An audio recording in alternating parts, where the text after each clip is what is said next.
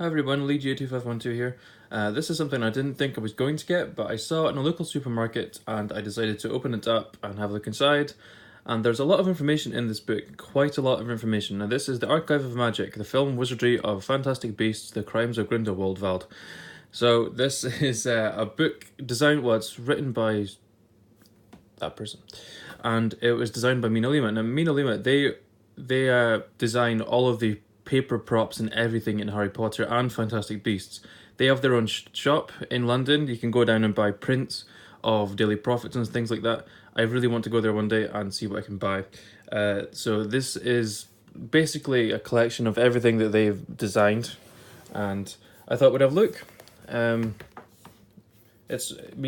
First off, it's gorgeous just the look of it. And if you open up this is the paper prop for records moved to Lestrange family vault at family tomb at family's request.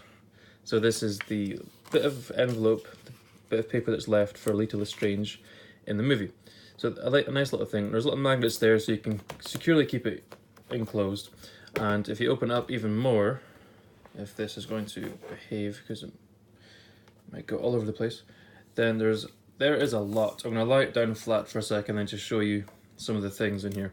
So there's a lot of information here about how the film was made. There's visual effects, there's props, costumes, a lot of costumes.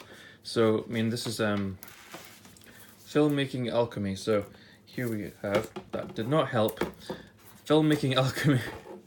And it shows the director David Yates there, and there is this is an introduction, really, a bit of a foreword there, and there's a foreword from Jude Law on this side here.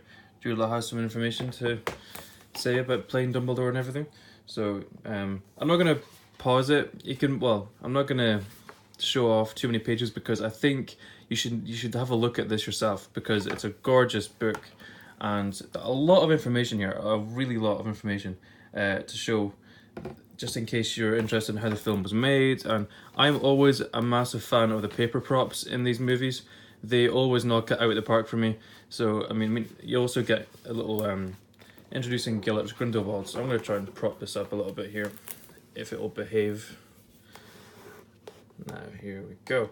Now this includes a little bookmark with, I believe it's the new Grindelwald Vault logo on there with the double G's and the Deathly Hallows. That's very cool. And there's lots of information about how, on the top corner here, there's concept art, a sketch of Grindelwald's costume, a lot of information here. And if you turn the page, you get even more information and props, information from the cast and crew themselves about how Johnny Depp did as Grindelwald, and a bit of information on the wand on the bottom left there. So yeah, it's really, I really like this. It goes through every sequence as well. So this is the start of the film.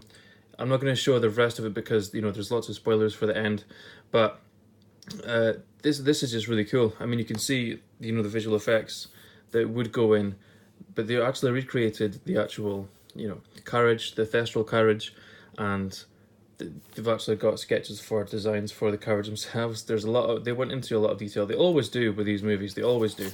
There's so much detail, and it even goes into information about Grindelwald's acolytes and new designs of broomsticks as well. If you notice over there, they weren't even seen in the movie, I don't think, but they designed them anyway. That's just what they do.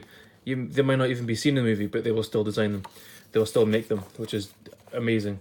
And over here we have a fold out of Credence's birth certificate, which I like, is a very nice inclusion. Credence has got a bit of information here. He's got a couple of pages about how his character has changed in this movie. And this is costume design by Colleen Atwood. She's been she's won 4 Oscars, I think, for her costume design. And this is set in 1927 Paris, so she seems to knock it out of the park every single time with costumes fitting the right time period. And this is visual effects now. So this is really, you get some nice full page concept arts. You get little paper props. This one's upside down, I don't know why, but this is Newt's travel card, I think, his travel card.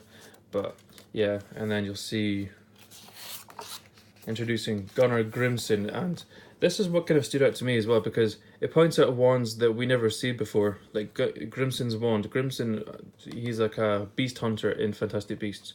He's Newt's enemy. He is the opposite of Newt, and he gets given a mission. So this is his wand, and it's cool. It's not been seen before. It's got a bit of information here, how much is used. I mean, it even mentions the sweeper that you only see for 1 second, really, when Newt and Lita meet up in the Ministry of Magic.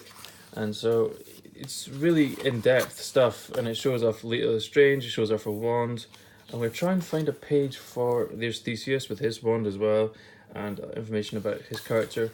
There is another character that I wanted to show, if I can find it.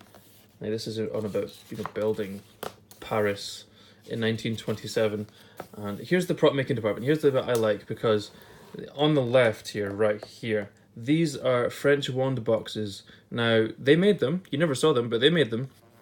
Dumbledore's admonitors, they're the one, they're there. You didn't see them, but they're there. They made them. We did see them a little bit. Here we go. Here's coming up to chapter 3, the next part. Now, here's Newt again. We know all about Newt. This is him adapting to celebrity life. Now, Newt and Tina. Now, you even includes the little postcard that Newt uses to trace Tina. So I really like that. And it's just, anyone that knows me knows I love the paper props. And over here we've got the magazine. This is, I'm not going to spoil anything, but this is used to, to kind of cause a divide in between Newt and Tina in the movie. And here we go. Here's Bunty, Newt's assistant. Now here's another one as well. Look up here. This is Bunty's wand. Now you don't see it. You never ever see her. I don't think you ever see her use it, but they made it for her so she could get into the role of Bunty. And this one is really cool. It's like, this one's very this one's got like acorns on it. It's covered in hand-carved leaves. They wind around the handle. It's a small detail, but one that emphasizes Bunty's authenticity and grounded personality. So that's just the level, the level they go to ensure realism in this world. They make wands for people that might not get them seen. I wouldn't have minded a Bunty wand. I really wouldn't have minded a Rosier wand instead of perhaps Skender or something. But and here's the creatures that you might see, the baby Nifflers. You don't see much of the baby Nifflers, maybe only one scene, but there's Pickett. And as you go into it, there's Jacob, there's Queenie, there's everything, visual effects. So you can see the amount of green screen that goes into it, but they try and recreate as much as they can on here. They try and do as much as they can. And there's just so much, And here's circus posters in here for the Circus Arcanus, whatever. And yeah, it's just really, really cool, gorgeous. And here's Nicholas Flamel, and it comes with a little card here. So I would always recommend getting this book. I wasn't going to, but I saw it, I opened it up, and I saw some information about new wands that I hadn't seen before, like Grimson, and I thought, yeah, I've got to actually get this. So, and I will close it off here because this is going to get into some spoiler territory soon. But this is absolutely a must for if you're a fan of the new Fantastic Beasts movie. I would absolutely recommend getting this.